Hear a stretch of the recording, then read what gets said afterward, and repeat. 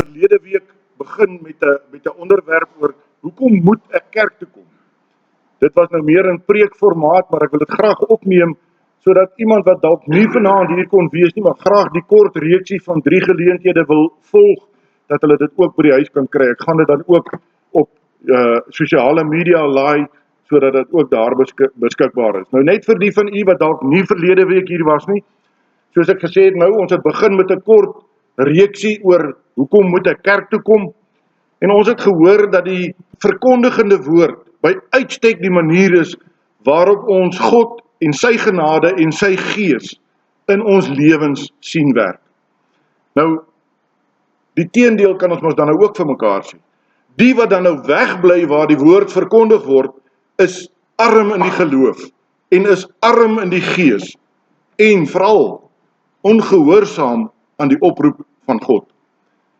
Ek sê baie vir mense om dit in mensetaal te probeer omskryf. Baie van u is boere en behoort aan 'n boerevereniging of aan 'n vereniging in die dorp. En hoe werk so 'n vergadering? Die voorsitter bepaal die dag en die datum en die tyd van so 'n vergadering. En hy sê, daardie dag gaan ons oor die volgende sake praat en ek roep julle almal op na die vergadering. En so kry ons almal kennis. Nou wat is 'n erediens of 'n Bybelstudie anders as dit? Ons mens kan nooit God na ons vlak toe aftrek nie, maar ons kan sê God is die voorsitter wat sê APK Potchefstroom Sondagoggende, nie nou in ons tye wat die tye bietjie wissel nie, maar aan 'n normale tyd is julle kerk 9:30, is ek reg? 9:30 Sondagoggend roep ek die vergadering van die gelowiges bymekaar, want ek het iets wat ek met julle wil deel. En as u en ek nie by 'n vergadering opdaag nie, dan sê ons eintlik vir die voorsitter, vergeet nou van die erediens of die Bybelstudie of die kerklike funksie, maar as ek by so 'n vergadering nie opdaag nie, dan sê ek by implikasie vir die voorsitter, ek is jammer, maar my belange is belangriker as dit wat jy wil bespreek. En dis die konsekwensie van nie erediens bywoon nie, van hoekom moet ek kerk toe kom? Eintlik sê ons vir die Here, jammer, maar ons belange is belangriker as dit wat u met ons wil deel. En dan praat ek nie wanneer die kalf in die put is nie, die Bybel gee vir ons daardie uitdrukking van die kalf wat in die put is, as dit 'n noodgeval is. Mense, ons aanbid 'n God van geregtigheid, 'n God van liefde. Dan sal hy ook verstaan. Boere, 'n waterkrisis. Jy kan nie jou beeste laat staan sonder water nie, maar die Here weet dit, hy het dit aan jou toevertrou, hy het jou die kroon van sy skepping gemaak om te heers oor die aarde. So dan moet jy versorg dit wat hy aan jou toevertrou het. Goed, vanaand wil ek hê ons moet so effens ons fokus 'n bietjie verskuif en ons moet vir mekaar vra, maar geld hierdie selfde argumente dan nou vir die sakramente en vir die doop en vir die nagmaal? Moet ek dit gebruik of mag ek wegbly van sakramentsbediening af? Geliefdes, die enigste rede waarom ons wegbly van 'n sakramentsbediening af is wanneer ek voel dat my saak met die Here nie reg is nie. Want die Here sê byvoorbeeld by die nagmaal en die nagmaalsformulier, moenie 'n oordeel oor jouself eet of drink nie. So wanneer jy, kom ek noem 'n voorbeeld, in stryd is, ek en Jaco is in stryd met mekaar as gevolg van 'n gegewe feit, en hy voel maar, omdat dit nog hangende is, wil ek nie 'n oordeel oor myself eet of drink nie, daarom woon ek nog die erediens by, ek gebruik net nie die nagmaal nie. Dan doen hy dit met die regte gesindheid. So, dis hoekom die nagmaalsformulier sê, ondersoek jouself. En ek kan nie namens Anet praat nie, of Anet kan nie namens my praat nie. Elkeen moet homself ondersoek en besluit, is ek reg om die nagmaal te gebruik? Ek sê daar's twee tendense wat 'n mens sien gebeur en plaasvind. Daar's mense wat in die reël nie vreeslik geplaas daaroor om kerk toe te kom nie, wat selde of ooit hier is, maar tog groot moeite doen om by die nagmaal uit te kom. Daarsonder, sê hierdie mense, kan hulle nie klaarkom nie. Nou is my vraag vanaand, en dis ook vir bespreking, is die sakrament belangriker as die woordverkondiging? U en ek moet sonder die woord van God nie kan klaarkom. Dis die eerste beginsel. Dis die eerste prioriteit. Sakrament is 'n uitvloeisel of 'n voortvloeiing van die woordbediening. Dis 'n herbevestiging by die nagmaal van dit wat Jesus Christus vir ons aan die kruis gedoen het. Of by die doop, 'n teken of 'n seël, soos wat ons sê, dat die Here ons insluit in sy verbond. Maar die kruks is, daardie twee kan nie plaasvind sonder woordverkondiging. En daarom sê ons in die AP Kerk, met groot uitsondering, en ek wil amper vir u sê, alleen wanneer iemand op 'n sterfbed lê en behoefte het aan nagmaal, dan moet die predikant 'n ouderling saamvat om vir hierdie persoon nagmaal te bedien. Maar nagmaal as sulks behoort nie so belangrik te wees. Daardie persoon moet eintlik 'n groter behoefte hê om getroost te word uit die woord van God. So ons maak nie nagmaal goedkoop nie, dis hoekom ons ook nie kinders in die nagmaal toelaat nie. Ons voel hulle moet eers 'n bietjie leer en 'n bietjie skool en 'n bietjie beter verstaan waaroor gaan nagmaal voordat ons hulle nagmaal gebruik. Dan die tweede tendens is daar mense aan die ander kant wat baie ongeërg is oor die sakramente. Ek hoor so maklik die redenasie, ag, dis alweer nagmaal, dis alweer 'n lang diens, dis warm. Kom ons gaan liewer 'n bietjie weg vir die naweek terwyl die kinders nou ook nie verbondsonderrig het nie en nie daar hoef te wees nie. Daar is nog baie ander kanse om nagmaal te gebruik. Klink dit nie vir u bekend nie? Mens hoor dit daagliks. Of iemand doop volgende Sondag hulle baba, maar ek ken nie die mense nie, dis raak dit my nie. Ek bly liewer by die huis. Weet u, broers en susters, geliefdes, die doop moet vir elkeen van ons opnuut 'n bevestiging van die belofte wees wat God gemaak het, dat hy ons ingesluit in sy verbond. So jy is nie betrokke as familielid nie, maar as geloofsgenoot is jy by elke doop betrokke, want die Here kom vernuwe jou gedagtes rondom die doop. As hierdie twee tendense die manier is waarop u en ek daaroor dink, het jy al vir een oomblik gedink, hoe dink God daaroor? Hoe dink die Here daaroor? Terwyl ons nou verlede week so 'n sterk vertrekpunt gestel het in die gesag van die woord, moet ons 'n toegewing maak vandag. Die woord sakrament, volgens my beperkte kennis, kom nêrens in die Bybel voor. Ek kon dit nog nie in die Hebreëus of in die Grieks, wat die oorspronklike brontale is, raaklees nie. Ons word nêrens in groot besonderhede geleer hoe ons oor die nagmaal, oor die sakramente moet dink nie. Nêrens. En as ek sê nêrens, dan bedoel ek regtig nêrens. Word die doop en die nagmaal eens in dieselfde asem genoem nie. Wat nog van in dieselfde asem as die woordverkondiging. Nogtans bly die belydenisskrifte en veral die Nederlandse geloofsbelydenis, artikel 33 en die Heidelbergse Katekismus, artikel 25, baie duidelike artikels wat juis oor die sakramente handel. Maar u moet onthou, ek weet nie of iemand dit al vir u gesê het nie, wanneer is hierdie besonderse dokumente geskryf? Wanneer is die Nederlandse geloofsbelydenis geskryf? Wanneer was die Heidelbergse Katekismus? Wanneer was die Dordtse leerreëls geskryf? Dit het gebeur toe die Christelike geloof onder aanval was. En toe die Here mense geïnspireer het, as ek dit so mag uitdruk, om 'n menslike verduideliking te gee van hoe ons na die woord van God kyk en hoe ons na die woord van God moet kyk. In die teologie is daar 'n vak wat ons doen, eksegese, Ou Testament en Nuwe Testament. Nou eksegese in boeretaal is uitlegkunde. En dis waar sommige denominasies wat my betref die pad byste raak. Hulle doen inlegkunde. Hulle gaan sit in die woord wat hulle wil hê dit daar moet staan. En hulle verkondig nie wat God in sy woord vir ons wil sê. Duidelik die verskil tussen eksegese, uitlegkunde en inlegkunde. So hierdie belydenisskrifte was geskryf toe ons Christelike geloof onder aanval was. En my beskeie opinie is, ons is nie ver daarvandaan om weer 'n belydenisskrif te skryf, om vir die wêreld daar buite wat besig is om af te dwaal, opnuut te probeer sê, wat sê die woord van God, die onfeilbare woord soos wat ons dit leer vir ons.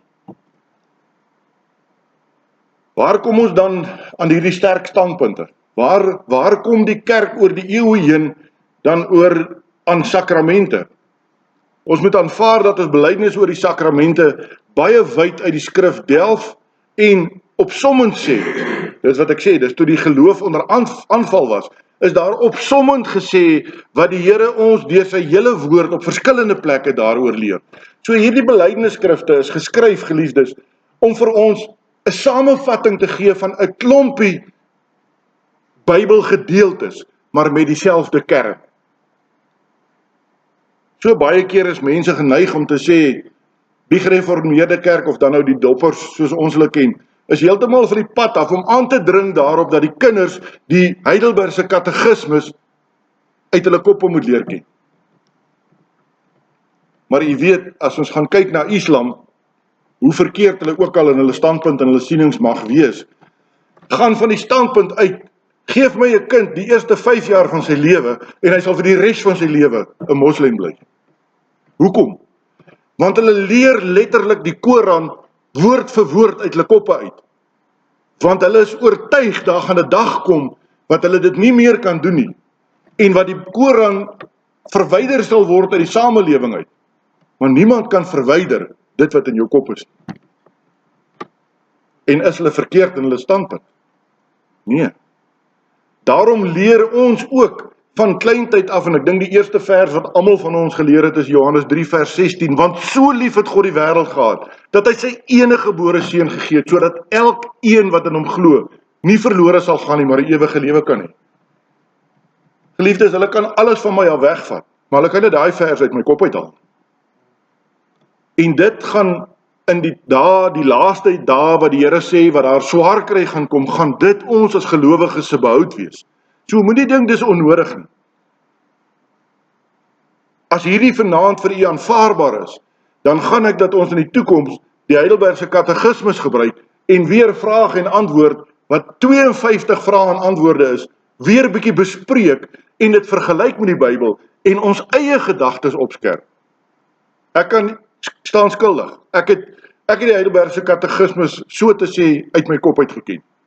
Maar oor jare, omdat ek dit nie herhaal nie, omdat ek nie weer dit gebruik en daaroor dink nie, ja, en preke hier en daar, begin dit vervaag.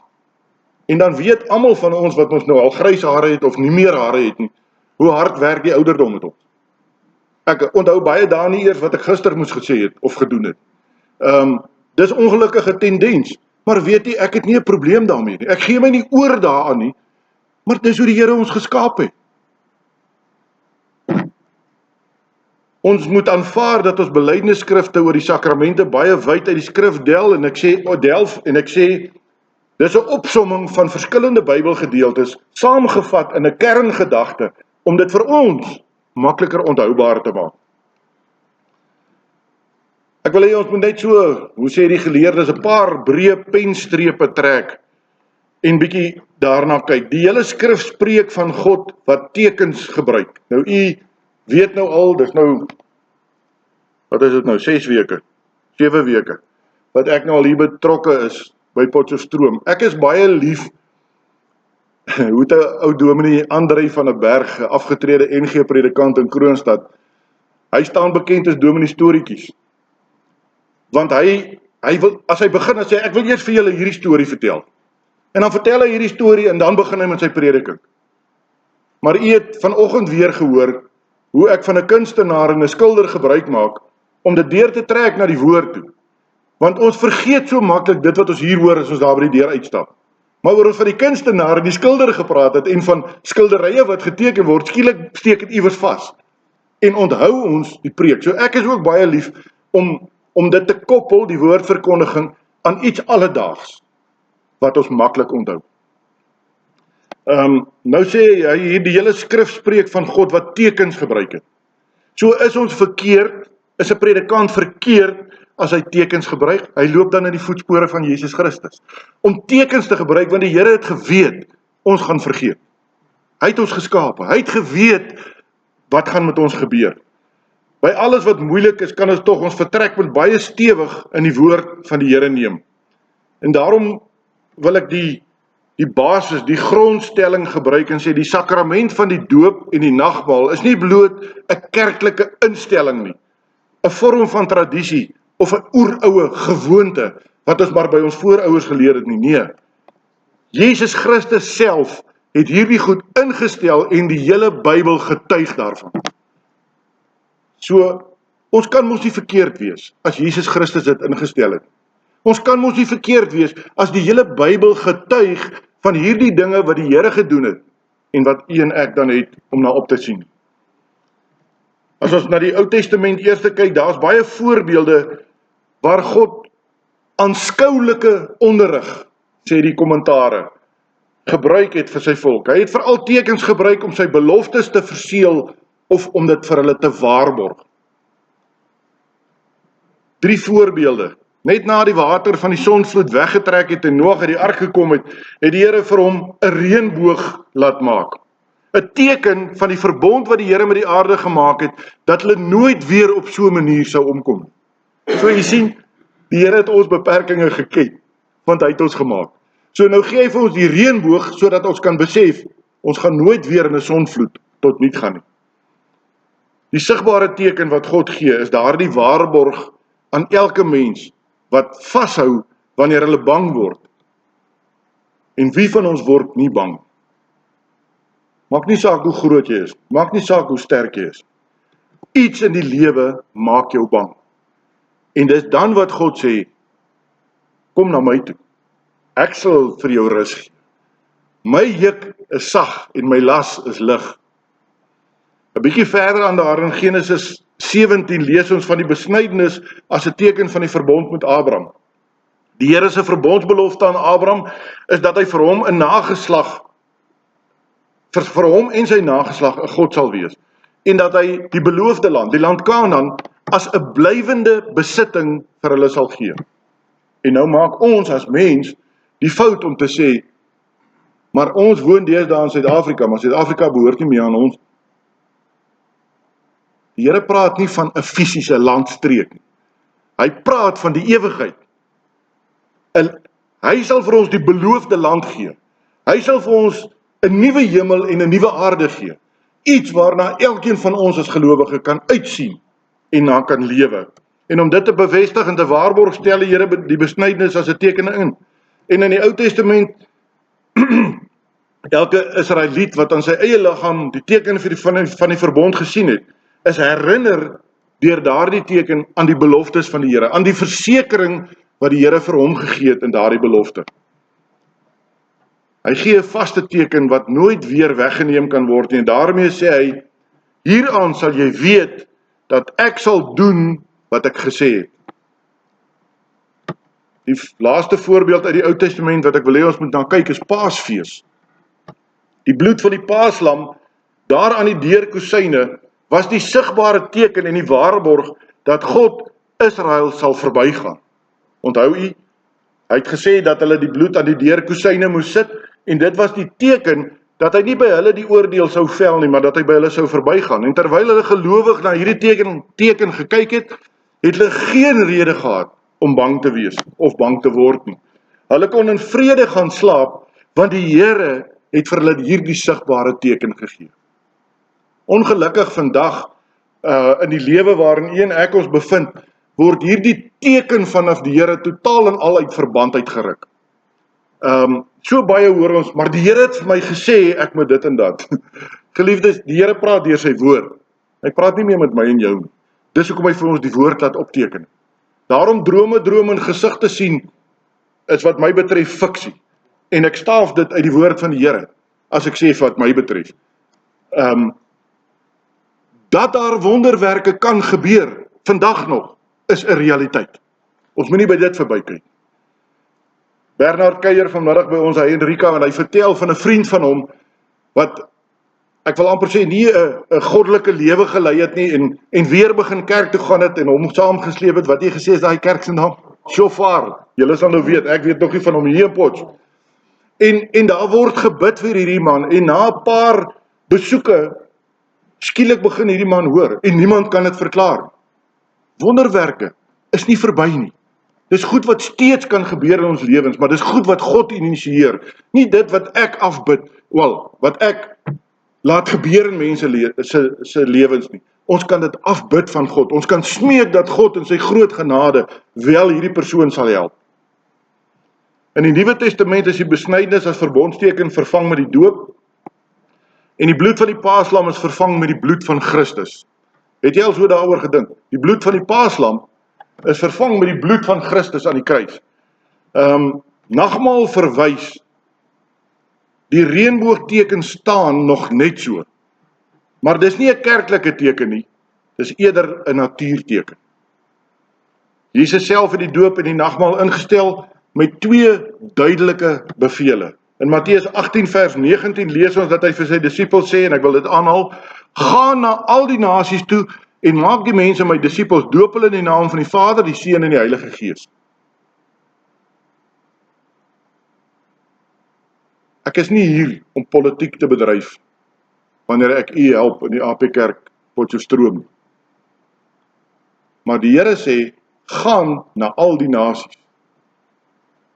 Ons kan nie die woord van God eksklusief net vir ons hou nie. Ek het vanoggend in die preek gesê, dan staan ons tussen die wêreld en God.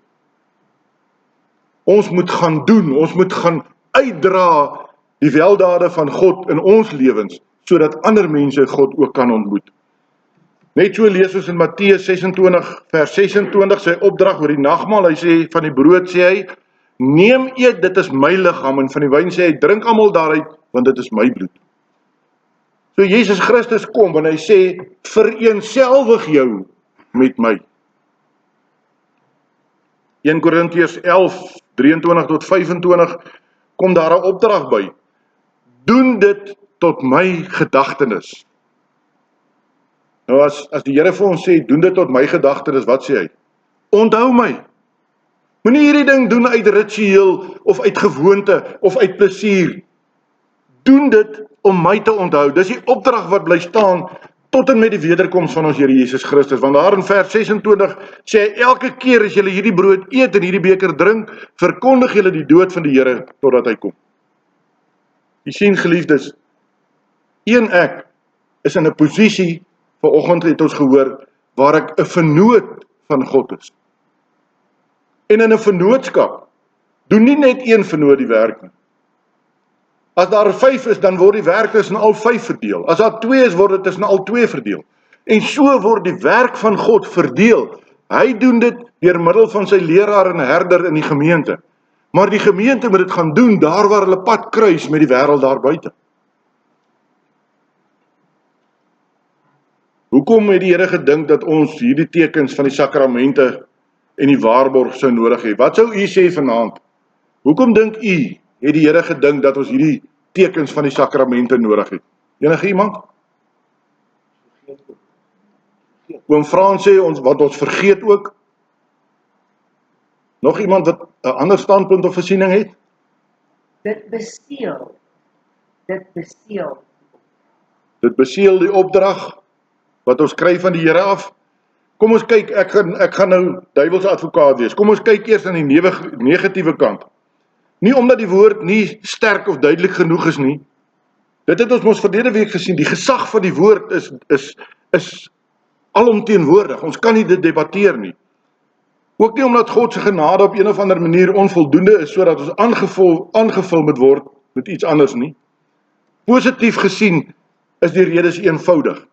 Omdat daar by ons 'n probleem lê. As gevolg van ons sonde sukkel ons om net met die woord alleen reg te kom. Ons verstaan dit nie goed nie, of ons vergeet dit wat ons gehoor het, of ons twyfel maklik aan die waarheid wat ons hoor. Die tweede ding is, die Here wil ons help om hierdie stuk menslike swakheid in die woordverkondiging teiken hy nie net ons ore nie, maar ons sien ook die predikant, en ons hoor die predikant, en ons beleef die predikant. So in die sakramente, uit 'n kerklike oogpunt gesien, kom die Here met 'n soort totale aanslag, om ons ongeloof gooi hy toe met sekerheid, sodat niemand agterna kan sê, maar ek twyfel nie. En jy weet, in my finale jaar met my proefpreek is ek redelik uitgehaal, en Bernard se pa wat saam met my in die klas was ook, omdat ons nie kanseltaal gebruik nie. Maar ek en Willem het hierdie ding geredeneer onder mekaar, en gesê, wat help dit, ek staan daar op die kansel, en ek gebruik hierdie verskriklike teologiese terminologieë, en u stap by daai deur uit Sondagoggend en u sê, wat het hierdie ou vir my probeer sê? Dan het ek mos my doel, wat God met my het, heeltemal gemis. Ek wil eerder hê, jy moet daar uitstap en sê, daar het nou vir my 'n liggie aangegaan. Iewers verstaan ek iets nou beter. Dan kom ons by uitlegkunde, dan kom ons by eksegese, dan doen ons wat God van ons vra. En ons het vanoggend gehoor, wat moet die raam van ons skildery wees? God se wil in ons lewens.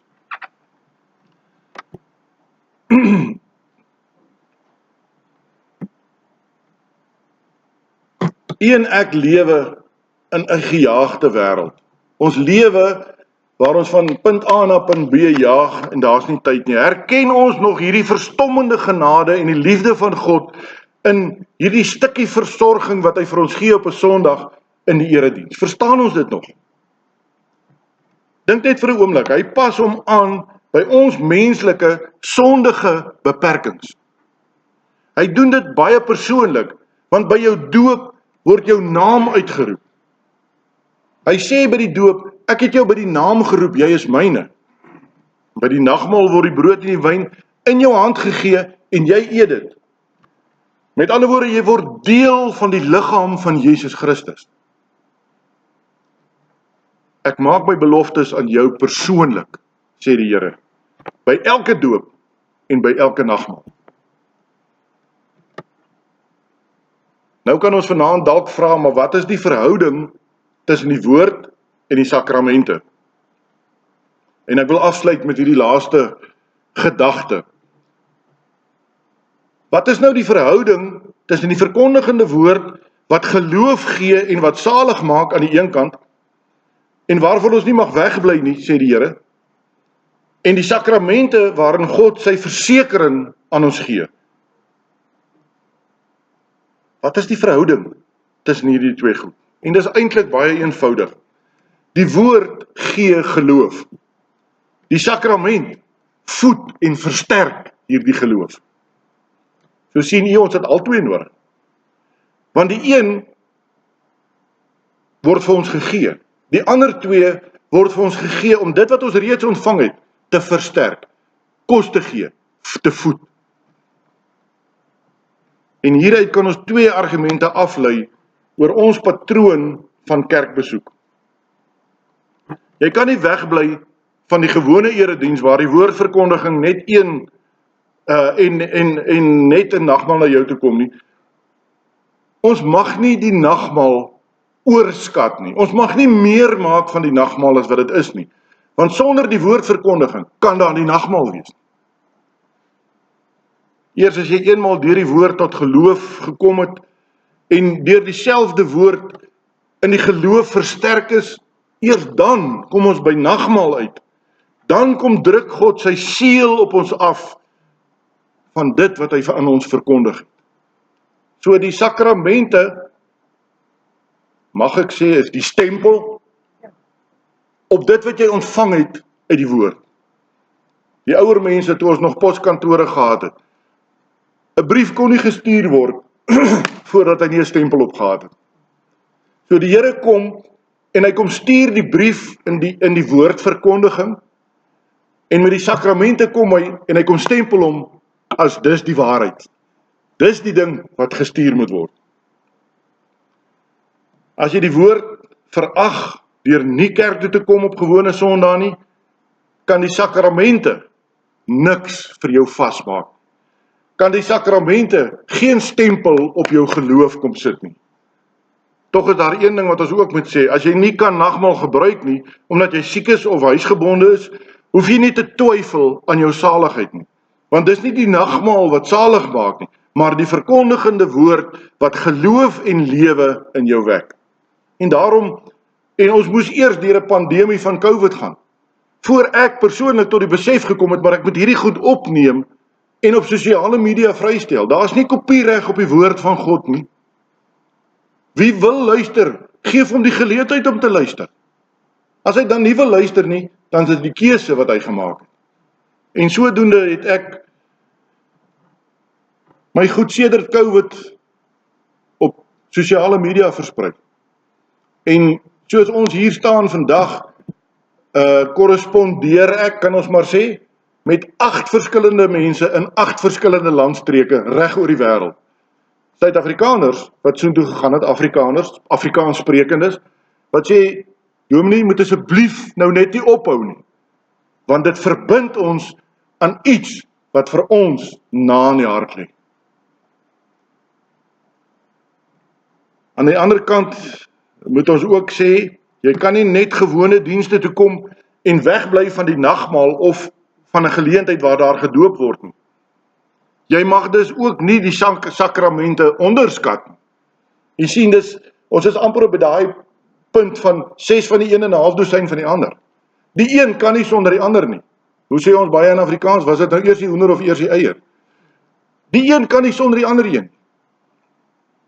Behalwe dat Christus duidelike bevele daaroor gee, waaraan ons ongehoorsaam is as ons wegbly, staan jy in groot hoogmoed voor God as jy sê, dankie Here, maar ek kan sonder hierdie ekstra versekering van die sakramente klaarkom. Of dankie Here, ek is vandag moeg, Dorrie, want ek het hierdie week verskriklik klas gedraf en prakties gehad, so ek gaan liewer nie Sondag kerk toe nie, ek gaan bietjie inlê, want ek is tot vervelings toe moeg.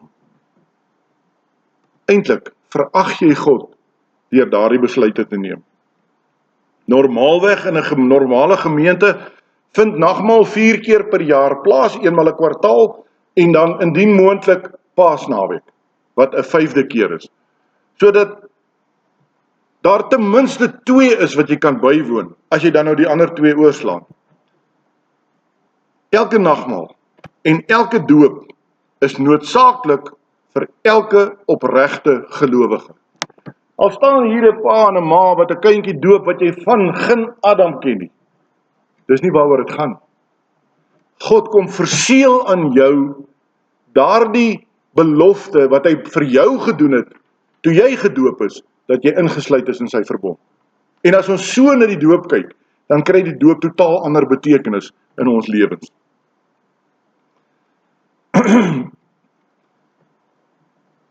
Verstaan jy nou dat as daar oor sakramente gepraat word, het ons alle rede om met groot ywer, maar ook met groot getrouheid na die erediens te kom. Nie die verskoning te gebruik van, ek ken nie daardie mense wat doop, en ek gaan nie kerk toe nie, of u wat nog jong kindertjies het, ek gaan nie nagmaal toe nie, want wat van die kinders?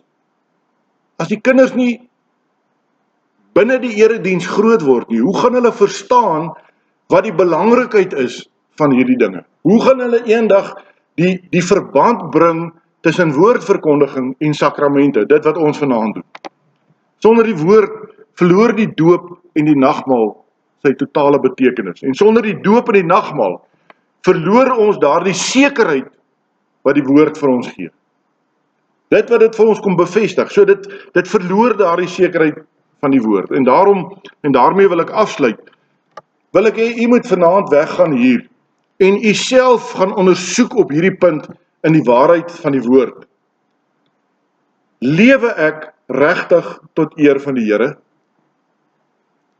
Of lewe ek tot my eie voordeel? Enige vraag? Jy is so stil, ek aanvaar dis maar oor dit nie is.